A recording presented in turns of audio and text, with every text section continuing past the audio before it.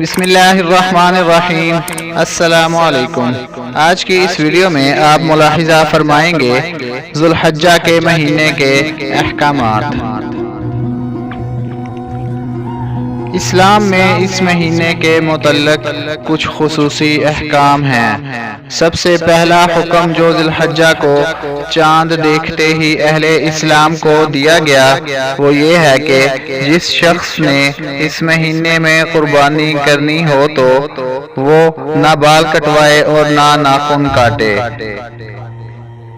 اس حکم کو بعض حضرات نے مستحب اور بعض نے واجب کہا ہے۔ بہرحال حکم ہے، اس لیے اس پر عمل کرنا چاہیے۔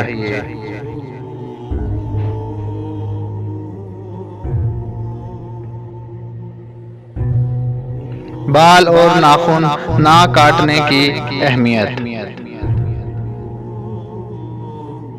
ہمارے حضرت حکیم الامت نے فرمایا کہ اس میں حکمت یہ ہے کہ چونکہ یہ وہ زمانہ ہے جس میں چاروں طرف سے لوگ کھنچ کھنچ کر حج کرنے کے لیے بیت اللہ کی طرف جا رہے ہیں، ایسا لگتا ہے کہ بیت اللہ میں کوئی مقناطیس لگا ہوا ہو جو لوگوں کو کھینچ رہا ہو، اور حضرت ابراہیم علیہ السلام کی دعا پوری ہو رہی ہے کہ آپ علیہ السلام نے فرمایا، اے اللہ، لوگوں کے دلوں کو ایسا بنا دیجئے کہ لوگ اس کی طرف کھنچ کھنچ کر آئیں۔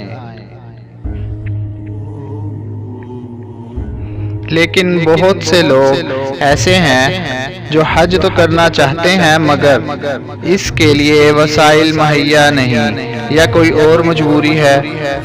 ہمارے حضرت فرماتے تھے کہ اللہ جل شانہ ان لوگوں کو جو پیسے کی کمی کی وجہ سے حج نہیں کر سکے، کیا ان کو حج کی برکت سے محروم فرما دیں گے؟ اللہ کی شان رحیمی سے یہ بہت بعید ہے کہ آدمی کو صرف پیسے نہ ہونے کی وجہ سے محروم فرما دیں۔ چنانچہ اللہ تعالیٰ نے ایک چھوٹا سا عمل بتلا دیا کہ تمہیں حج کو جانے والوں کو تھوڑی سی مشابہت اختیار کرنی پڑے گی، وہ یہ ہے کہ جیسے حاجی حضرات بال اور ناخن نہیں کاٹتے تو تم بھی یہ مشابہت اختیار کر لو اور بال و ناخن نہ کاٹو۔ جب تم نے مشابہت پیدا کر لی تو اس طرح ان حاجیوں سے اپنا رشتہ جوڑ لیا۔ لہذا جب اللہ تعالی عرفات کے میدان میں حاجیوں پر رحمت کی بارش برسائیں گے تو اس کا کوئی چھینٹا تم تک بھی ضرور پہنچے گا۔ یوم عرفہ کا روزہ۔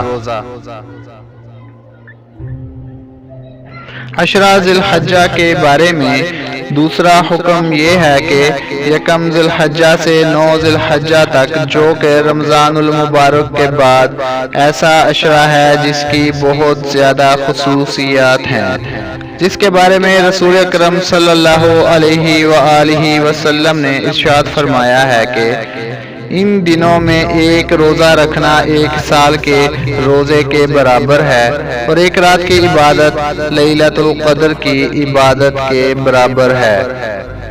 شروع میں جو آیات میں نے تلاوت کی اس میں اللہ تعالیٰ نے فجر کے وقت کی اور 10 راتوں کی قسم کھائی ہے، والفجر ولیال عشر۔ اس بارے میں مفسرین کی ایک بڑی جماعت نے لکھا ہے کہ اس سے مراد ذی الحجہ کی 10 راتیں ہیں جس میں اللہ تعالیٰ نے عبادت کو لیلۃ القدر کی عبادت کے برابر لکھا ہے۔ اللہ تعالیٰ ہم سب کو ان اوقات سے فائدہ اٹھانے کی توفیق عطا فرمائے اور اس کی برکات سے نوازے، آمین۔ عشرہ ذی الحجہ کے بارے میں تیسرا حکم۔ تیسرا حکم عرفہ کے دن سے متعلق ہے۔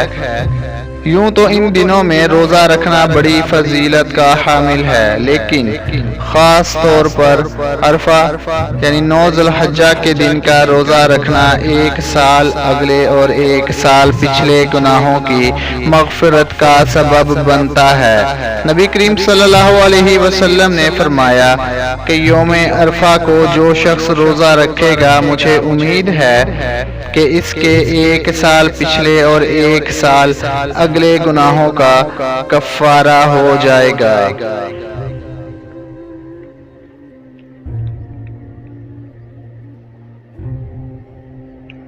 تکبیر و تشریق۔ ان ایام میں تیسرا حکم تکبیر تشریق ہے، جو یوم عرفہ سے شروع ہو کر 13 ذی الحجہ تک جاری رہتی ہے۔ یہ تکبیر ہر فرض نماز کے بعد پڑھنا واجب قرار دیا گیا ہے۔ وہ یہ تکبیر ہے: اللہ اکبر اللہ اکبر، لا الہ الا اللہ واللہ اکبر، اللہ اکبر وللہ الحمد۔ مردوں کے لیے اسے درمیانی آواز میں پڑھنا واجب ہے اور آہستہ پڑھنا خلاف سنت ہے۔ یہ تکبیر خواتین کے لیے بھی واجب ہے، البتہ اس بارے میں عام طور پر بڑی کوتاہی ہوتی ہے اور خواتین کو یہ تکبیر یاد نہیں رہتی اور عموماً خواتین اس کو نہیں پڑھتی۔ مگر یاد رکھیں، عورتوں پر بھی 5 دنوں تک ہر نماز کے بعد یہ تکبیر کہنا واجب ہے، لیکن آہستہ آواز سے۔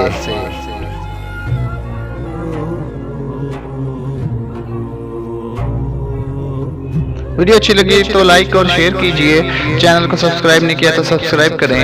ملتے ہیں اگلی اسلامی معلوماتی ویڈیو میں، تب تک کے لیے اللہ حافظ۔